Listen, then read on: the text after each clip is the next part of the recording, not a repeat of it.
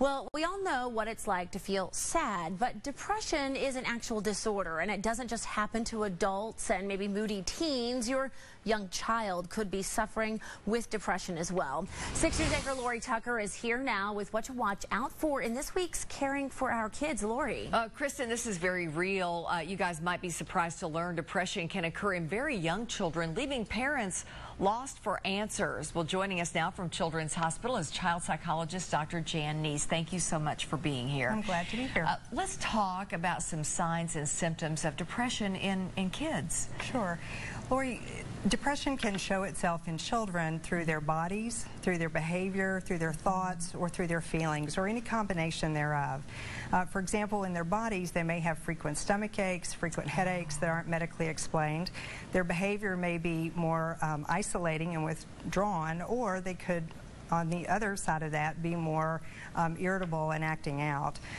In their feelings, they may be very sad, or like I said, they could be very irritable and difficult to deal with. Maybe the parent gets calls from school from the child saying, I want to come home. That can happen, yes, yes. And so many kids get depressed, or every kid, I should say, gets sad. Sadness is a normal emotion. We all have it. We move through it.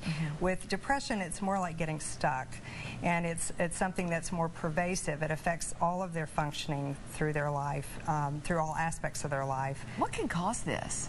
Well, it's a combination of situations that happen, and so certainly children get depressed just as adults do by situations that happen, things that happen to them in their lives.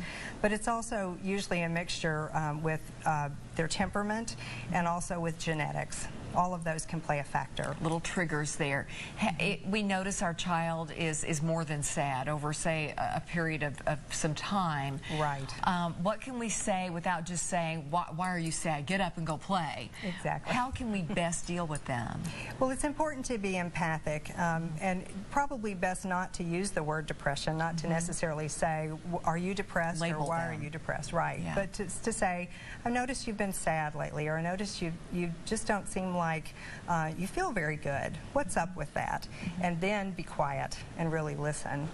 When, very quickly, do we need to take them to see the psychologist? I think when that sadness does feel like it's gotten, they're in a stuck place with those sad feelings.